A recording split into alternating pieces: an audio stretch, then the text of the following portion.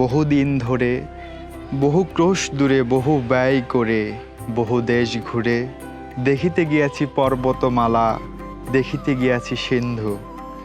দেখা হয় নাই চক্ষু মেলিয়া ঘর হইতে শুধু দু পা ফেলিয়া একটি ধানের শীষের উপর একটি শিশির বিন্দু। আসলেই আপনারা যারা এই শিশির বিন্দু বলতে বোঝানো গিয়েছে যে কুয়াশার যে শিশির হয় সেই বিন্দুটা, উনি খুব ভালোই লেগছে। তো এই শিশির বিন্দুর খুঁজে আমরা বিভিন্ন জায়গায় ঘুরলাম। আজকে ঘুরতে ঘুরতেই এখানে রবীন্দ্রনাথের কাচারি বাড়ি, এখানে আমরা আসছি। তো মনে করলাম যে এই কবিতাটা এখানে পড়াই আসলে সার্থকতাটা হবে।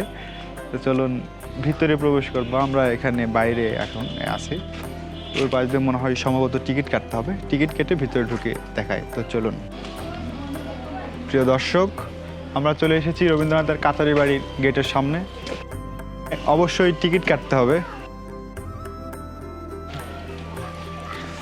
কাউন্টারে কেউ আছে?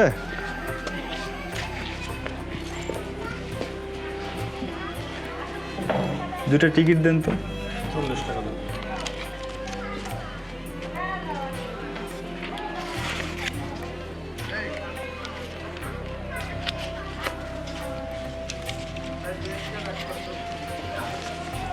জনপ্রতি 20 টাকা করে দুইজনের দুইটা টিকিট কাটলাম। এখন প্রবেশ করব।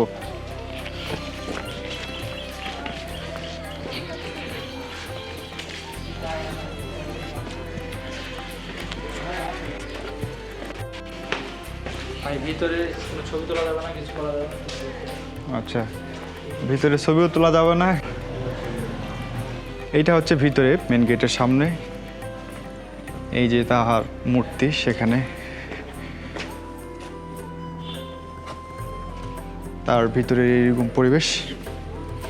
আমি জানি না কোন আইন বা কোনো কিছু কি কারণে এইটা আসলে অ্যাকচুয়ালি করা যাবে না। তবে ভিতরে ছবি তোলা যাবে না বলল ওনারা, কর্তৃপক্ষ। এটার কি কারণ আমি জানি না। যাই হোক, যেখানকার যে নিয়ম, রবীন্দ্রনাথ থাকলে ঢুকতামই জোর করে। যাই হোক, এই আর কি। এই হচ্ছে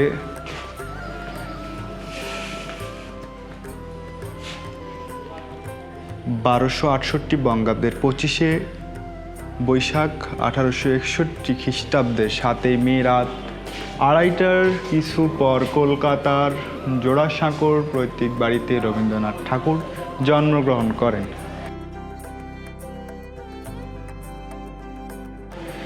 এই হচ্ছে ভিতরে পরিবেশ। কোনো ছবি ওঠানো নিষেধ, ছবি উঠাবো না, ছবির প্রয়োজন নেই।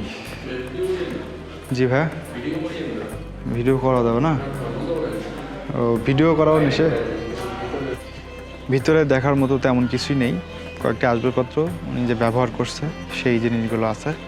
সরকার কর্তৃক নিষেধ আছে ভিতরে ভিডিও বা ছবি করা, মানে তোলা যাবে না, বাইরে উঠাতে পারবেন, তেমন কিছুই নেই। এটা কি কারণে বা কেন উঠানো নিষেধ সেটা একমাত্র সরকার জানে আর কর্তৃপক্ষ জানে। দেখার মতো কিছুই নেই, তারপরেও যদি চান আপনারা এসে ঘুরতে পারেন। ভালো থাকবেন সবাই।